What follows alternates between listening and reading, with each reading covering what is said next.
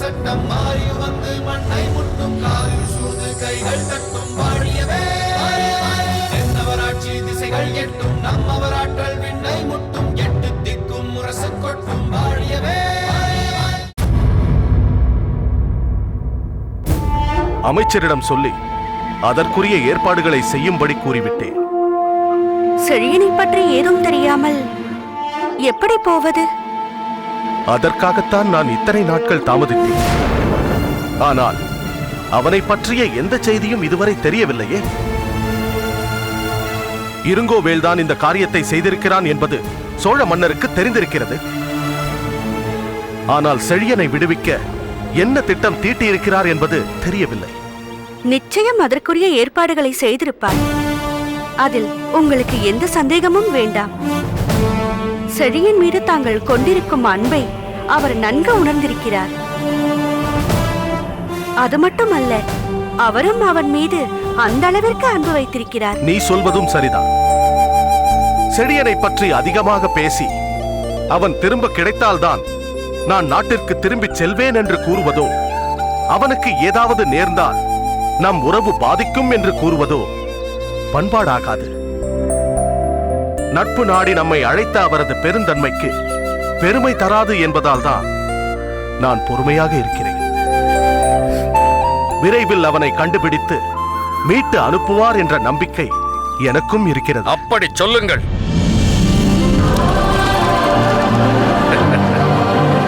தாங்கள் சொல்வது 100க்கு 100 உண்மை. நான் ஒருவருக்கு வாக்கு கொடுத்தால் அதை நிறைவேற்றாமல் இருந்ததே இல்லை. இன்று உங்களுக்கு உறுதியாக வாக்கு தருகிறேன். நம் செழியனின் உயிருக்கு எந்த ஆபத்தும் நேர்ந்துவிடக் கூடாதே என்பதற்காகத்தான் நான் தாமதிக்கிறேன்.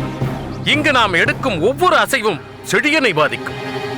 அதனால் சிறு சந்தேகமும் இல்லாமல் சாமர்த்தியமாக அவனை மீட்க வேண்டும். அதற்கு பின் இருங்கோவேளை இருந்த இடம் தெரியாமல் அழித்து சாம்பலாக்கி விடுவேன். அதுதான் சரி. அவ்விதமே செய்யுங்கள். என்ன கிள்ளி வளவா, உன் உடற்பயிற்சிகளை எல்லாம் முடித்து விட்டாயா? முடித்து விட்டேன். ஒரு நாளும் அதில் தவறக்கூடாது. உன்னை போன்ற இளவரசர்களுக்கு உடற்பயிற்சி மிகவும் அவசியமானது. உன் தந்தையை போல நீயும் பலசாலியாக இருக்க வேண்டும். கிள்ளிவளவனும் எனது மைந்தன் இளம் வழுதியும் சம வயதினர்களாயிற்றே. உன்னையும் நாங்கள் என் மைந்தன் இளம் வழுதியாகவே காண்கிறோம். உன் தந்தையும் அவன் தந்தையும் இன்று எப்படி நட்பு பாராட்டி நாட்டின் அமைதிக்காக இணைந்து நிற்கிறார்களோ, அப்படியே சோழ இளவரசனான நீயும் பாண்டிய இளவரசனான அவனும் இணைந்து நின்றால் தமிழகத்தின் பெருமை உலக அளவில் உயர்ந்து நிற்கும். நிச்சயம் தங்கள் விருப்பத்தை நிறைவேற்றுவோம் தாயே. தங்களோடு இளம்பழுதியும் வந்திருந்தால் இன்று உங்கள் முன்பு நாங்கள் இணைந்து நின்று உறுதிமொழி எடுத்திருப்போம். ஆனால் அவர் வரவில்லையே. வரவேண்டும் என்றுதான் மிகவும் விரும்பினான். ஆனால் மாமன்னர் அங்கு இல்லாத பொழுது நாட்டை பரிபாலிக்க பொறுப்பான ஒருவர் அங்கு இருக்க வேண்டியது அவசியம் இல்லையா? அதற்காகத்தான் அவனை அங்கு வற்புறுத்தி இருக்க வைத்துவிட்டு நாங்கள் புறப்பட்டு வந்தோம். தாங்கள் அங்கு சென்றவுடன் இளவரசரை அவசியம் இங்கு அனுப்பி வைக்க வேண்டும். நிச்சயம் அனுப்பி வைக்கிறேன். சோழ நாடு முழுவதும் அவர்கள் சுற்றி வரட்டும். அதன் பிறகு கிள்ளிவளவன் அவனோடு புறப்பட்டு அங்கு வரட்டும். பாண்டிய நாடு முழுவதையும் அவன் கிள்ளிவளவனுக்கு சுற்றி காண்பிக்கட்டும். பலே பலே. இப்படி இருவரும் ஊரை சுற்றி கொண்டிருந்தால் நாட்டை யார் கவனிப்பது? தந்தையே, அந்த விஷயத்தை விட்டுவிட்டு வேற ஏதோ பேசிக் கொண்டிருக்கிறீர்கள். ஆமாம் ஆமாம், சரியாக சொன்னாய். ஓ, தாங்கள் என்னிடம் ஏதேனும் முக்கியமாக பேச வேண்டும் என்று நினைத்தீர்களா? ஆமாம். ஆச்சரியமாக இருக்கிறதே. ஏன்? நானும் உங்களிடம் ஒரு முக்கியமான விஷயத்தை பேச வேண்டும் என்று காத்திருந்தேன். தாங்கள் வர தாமதமானதால் தங்கள் அந்த புறத்திற்கே வந்து பேச வேண்டும் என்று நினைத்தேன். பார்த்தீர்களா, இதில் கூட நமக்குள் எவ்வளவு பொருத்தம். தாங்கள் என்ன சொல்ல வந்தீர்கள்? விருந்தாளிக்குத்தான் முதல் இடம். ஆகையால் முதலில் தாங்கள் சொல்ல வந்ததை சொல்லுங்கள், பின்பு நான் சொல்கிறேன். நான் பாண்டிய நாட்டிலிருந்து வந்து நீண்ட நாட்கள் ஆகின்றன. பேரரசு பணிகள் என்பவை எவ்வளவு எச்சரிக்கையோடு கண்காணிக்கப்பட வேண்டும் என்று பேரரசரான தங்களுக்கு தெரியாதா என்ன? என்னதான் இளம்பழுதி அங்கிருந்து பார்த்துக் கொண்டிருந்தாலும் இன்னும் அவன் சிறு பிள்ளைதானே. அதனால் இன்றே புறப்பட்டுச் செல்வதென தீர்மானித்து விட்டேன்.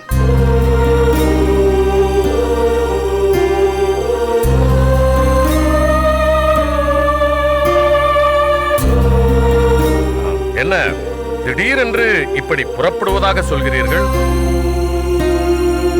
அதுதானே, எங்கள் உபசரிப்பில் ஏதேனும் குறை நேர்ந்து விட்டதா? அப்படியெல்லாம் ஏன் நினைக்கிறீர்கள்? எங்கள் அரண்மனையில் இருந்ததை விட அதிக மகிழ்ச்சியோடு தான் இங்கு இருந்தோம்.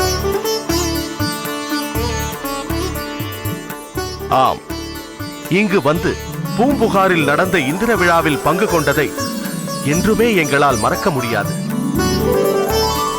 கடல் கடந்த நாட்டின் பலரும் அந்த விழாவை காண வந்திருந்தார்கள் எனும் போது அதன் பெருமைக்கு ஈடேது. அது மட்டுமா, இன ஒற்றுமைக்கு அடையாளமாக யாவரும் ஒற்றுமையாக இணைந்திருக்கிறார்கள் என்றால் சமய ஒற்றுமைக்கு அடையாளமாக இங்குள்ள ஆலயங்கள் விளங்குகின்றன. பிறவாயாக்கை பெரியோன் கோயிலும் ஆறுமுகச் செவ்வேல் அநீதிகள் கோயிலும் வெண்சங்கு போன்ற மேனி கொண்ட பலதேவன் கோயிலும் நீலமேனியனான நெடுமாலின் கோயிலும் என அன்று நடைபெற்ற வழிபாடுகளை கண்டு உடல் சிலிர்த்தது. இவை அனைத்தையும் தாண்டி அறவேர் பள்ளிகளும் வற்றாத ஊற்றாக சற்றும் தளர்வின்றி அனைவருக்கும் அன்னமளிக்கும் அறச்சாலைகளும் ஐம்பெரும் குழுவினரும் என் பேராயத்தினரும் எங்கும் சென்று எவருக்கும் எந்த குறையும் நேராமல் பார்த்து கொண்ட பண்பும் என் நெஞ்சை நெகிழ வைத்தன. யாழிசை பண்ணிசைப்போரும் குழலொலி எழுப்புவோரும் வாய்விட்டு பாடும் பாணரும் அவர்களோடு இணைந்து வந்து அற்புதமாக ஆடல் புரிந்த கூத்தரும் என பூம்புகார் நகரமே கலைக்கோயிலாக காட்சி அளித்ததை மறக்க முடியுமா? ஆஹா, அற்புதம் அற்புதம். பாண்டிய பேரரசரே, தாங்களும் பஞ்சவன் மாதேவியும் எந்த அளவிற்கு எல்லாவற்றையும் கூர்ந்து கவனித்து அதன் சிறப்புகளை ஆழ்ந்து சிந்தித்தறிந்திருக்கிறீர்கள் என்பது எனக்கு இப்பொழுதுதான் புரிகிறது. இப்படி சொன்னால் போதாது. தாங்களும் சோழமாதேவியும் தங்கள் மைந்தரோடு மதுரை எம்பதிக்கு வந்து அங்கு மீனாட்சி சுந்தரேஸ்வரர் ஆலயத்தில் நடக்கும் பங்குனி உத்திர பெருவிழாவை காண வேண்டும். அப்படி சொல்லுங்கள். வானவன்மாதேவி மதுரையின் சிறப்பை தாங்கள் நேரில் வந்து காண வேண்டும். பஞ்சவன்மாதேவி, பரிபாடலிலேயே மதுரையின் சிறப்பு அருமையாக சொல்லப்பட்டிருக்கிறதே. மதுரையை ஒரு தாமரை மலருக்கு ஒப்பிட்டு பாடிய புலவர், அதன் மொக்கு போன்று மீனாட்சி அம்மன் கோவில் இருக்கிறது, தாமரையை சுற்றியுள்ள இதழ்கள் போல வீதிகள் அமைந்திருக்கின்றன என்று பாடியிருக்கின்றாரே. அந்த அழகை நேரில் காண வேண்டும் என்ற ஆவல் எனக்கும் இருக்கிறது. அப்படியானால் வெகு விரைவில் எங்கள் நாட்டிற்கு வாருங்கள். சோழ பேரரசே, இங்கு வந்து தங்களோடு தங்கியிருந்த இந்த இனிய நாட்களை ஒருபோதும் என்னால் மறக்கவே முடியாது.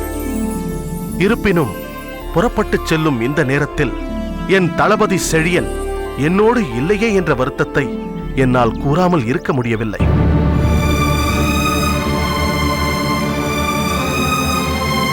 இருபெரும் பேரரசர்களுக்கு அறைகூவல் விடுப்பது போல் இருங்கோவேள் இந்த காரியத்தை செய்திருக்கிறான். அவனுக்கு தகுந்த பாடம் புகட்ட வேண்டும். நிச்சயம் நான் அதை செய்வேன் மன்னவா. அதற்கு முன் செழியனை எந்த ஆபத்தும் இல்லாமல் மீட்க வேண்டும்.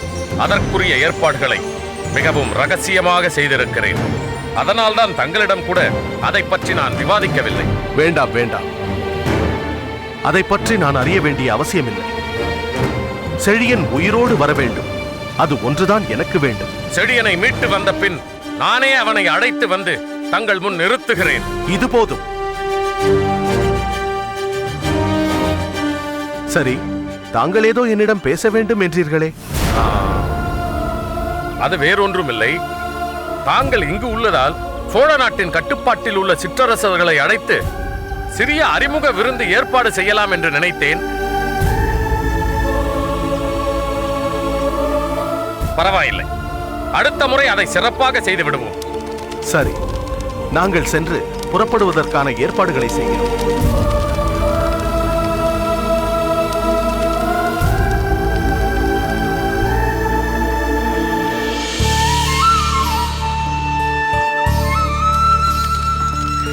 அரசே, பாண்டிய மன்னரிடம் மலர்கொடியை பற்றி பேசாமல் வேறெதுவோ கூறி மழுப்பி விட்டீர்களே. வானவன் மாதேவி, அவர் பேசியதை கேட்டாய் அல்லவா? இந்த நிலையில் நாம் அதை பற்றி பேசுவது உச்சிதமாக இருக்காது என்பதால் தான் நான் பேசவில்லை. செழியனை மீட்டு வந்து அவரிடம் ஒப்படைத்த பிறகுதான் அதை பற்றி பேச வேண்டும். சரி, நீ சென்று பஞ்சவன் மாதேவிக்கு புறப்படுவதற்கான ஏற்பாடுகளை செய். கிள்ளிவளவா, தந்தையே. அவர்கள் புறப்படுவதற்கான ஏற்பாடுகளை செய். சரி தந்தையே.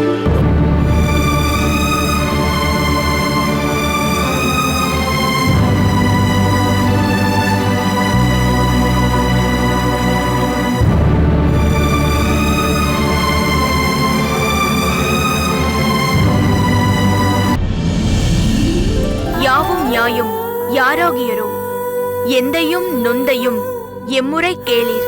யானும் நீயும் எவ்வழி அரிதும், செம்புல பெயல் நீர் போல அன்புடை நெஞ்சம் தாம் கலந்தனவே. கலைவாணி, என்ன அது? ஏன் அதை மறைக்கிறாய்? ஏடுதானே, இதை ஏன் மறைக்க வேண்டும்? இது அகத்துரை பாடல். ஓ, அதை படிக்கக்கூடிய பருவம் உனக்கு வந்துவிட்டதென்று எனக்கு இப்பொழுதுதான் தெரிகிறது. எங்கே பாடலை சொல். யாவும் நியாயும் யாராகியரோ, எந்தையும் நொந்தையும் எம்முறை கேளீர். யானும் நீயும் எவ்வழி அரிதும், செம்புல பெயல் நீர் போல அன்புடை நெஞ்சம் தாம் கலந்தனவே. இப்பாடலின் பொருள், அதாவது உன் தாயும் என் தாயும் யார் யாரோ, உன் தந்தையும் என் தந்தையும் எந்த வகையில் உறவு கொண்டவர்களோ, நீயும் நானும் இதற்கு முன் ஒருவரை ஒருவர் எப்படி அறிவோம்? ஆனால் இன்று ஒரே நாளில் செம்மண்ணில் பெய்த மழை நீர் செந்நிறம் அடைந்து ஓடுவது போல் அன்பு கொண்ட நம் நெஞ்சங்களும் கலந்துவிட்டன என்கிறது இந்த பாடல். அதுதானே? ஆமாம் அம்மா. இத்தகைய பாடலை நீ படிக்க தொடங்கிவிட்டதால் அத்தகைய அன்புக்குரிய ஒருவனை உன்னோடு இணைத்து வைக்க வேண்டிய அவசியம் வந்துவிட்டது. அப்படியெல்லாம் ஒன்றுமில்லை அம்மா. ஒன்றுமில்லை என்று நீ சொன்னாலும் உனக்கு திருமணம் செய்து வைக்க வேண்டிய காலம் வந்துவிட்டது என்பது எனக்கும் புரிகிறதம்மா. அதற்கு தகுதியான ஒருவரை நாங்கள் தேர்ந்தெடுத்து விட்டோம். அம்மா, என்ன சொல்கிறீர்கள்? யாரை தேர்ந்தெடுத்தீர்கள்? என்னிடம் எதற்கம்மா மறைக்க பார்க்கிறாய்? தாயறியாத ரகசியம் இல்லை என்று நீ கேட்டதில்லையா? உன் மனதில் என்ன இருக்கிறது, நீ யாரை விரும்புகிறாய் என்று எனக்கு தெரியும் அம்மா. அம்மா, உண்மையாகவா சொல்கிறீர்கள்? என் மனதில் இருப்பது உங்களுக்கு தெரியுமா? எனக்கு மட்டும்தானா? உன் தந்தைக்கும் தான் தெரியும். ஓ, இருவரும் அவரை பற்றி பேசி அவர் வந்தவுடனே அவருக்கே மணமுடிக்க வேண்டும் என்று தீர்மானித்து விட்டீர்களா? அவர் எங்கிருந்து வர வேண்டும்? அவர்தான் இங்கேயே அரண்மனையிலேயே இருக்கிறாரே. நீங்கள் இவ்வளவு நேரம் யாரை பற்றி கூறினீர்கள்? பேரரசரின் மைந்தன் இளவரசர் இளம்வழுதியை பற்றித்தான்.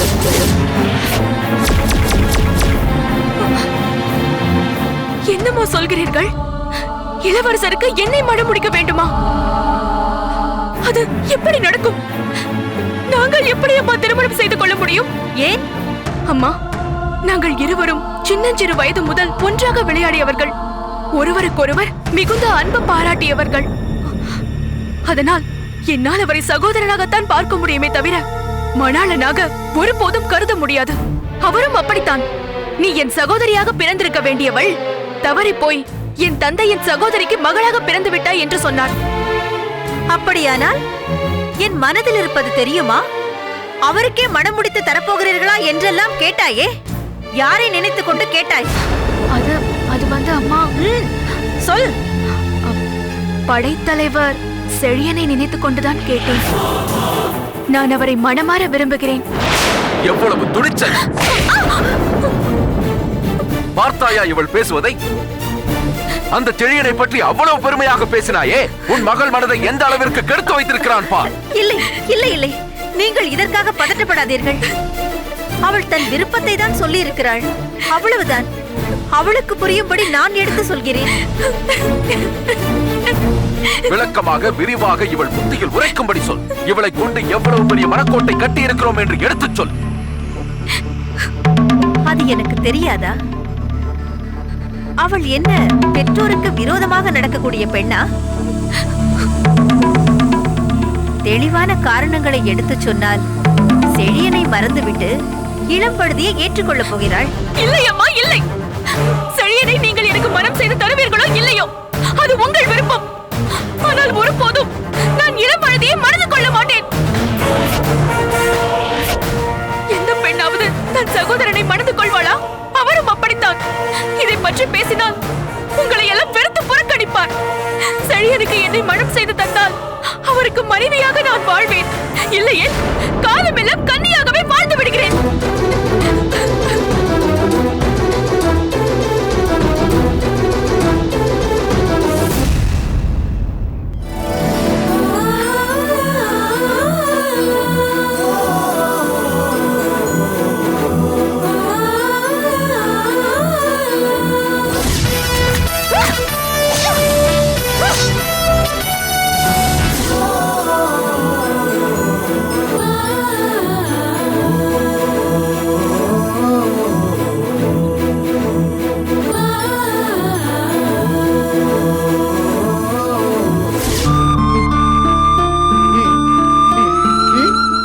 என் பெயர் தாமரை.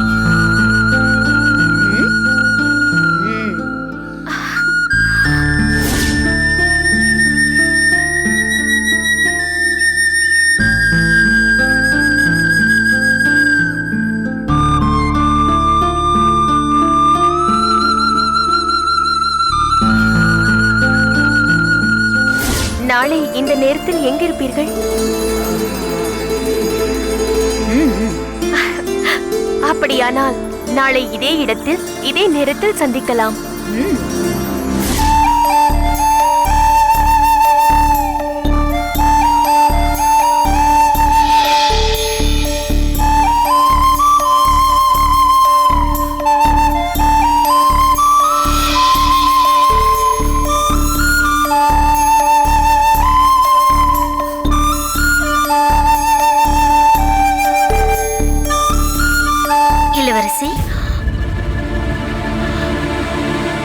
நீ என்னிடம் எதுவும் பேச தேவையில்லை.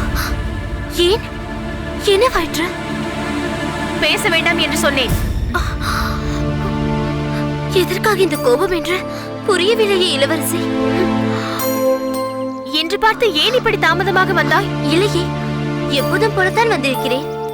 பொதுவாக இந்த நேரத்தில் கூட தாங்கள் தயாராகாமல் என்னை வெகு நேரம் காக்க வைப்பீர்கள். ஆனால் இன்று நான் வருவதற்கு முன்பே தயாராகி விட்டீர்களே. அது அது அப்படியெல்லாம் ஒன்றுமில்லை. இன்று சற்று நேரத்தோடு சென்று வரலாம் என்று நினைத்தேன்.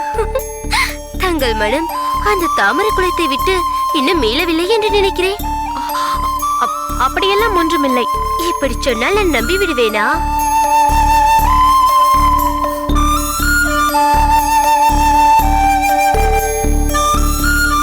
நமது தலைநகரில் எதிரிகள் சிலர் சிவனடியார்கள் வேடத்தில் புகுந்து துரோக வேலையில் ஈடுபட்டிருக்கிறார்கள். நெல்லிக்காய் சாதம் பண்ணி சாப்பிடுங்க, மிக ஆரோக்கியமாக இருப்பீங்க. நெல்லிக்காயில் விட்டமின் சி, ஆன்டி ஆக்சிடென்ட்டும் ஒரு மிக சிறந்த நோய் எதிர்ப்பு சக்தியை ஊக்குவிக்க சக்தி அதிகமாக காணப்படுது. நல்ல சத்து நிறைந்த ஒரு ஆரோக்கிய ஒரு உணவு எப்படி செய்யலான்னு பார்க்கலாம்.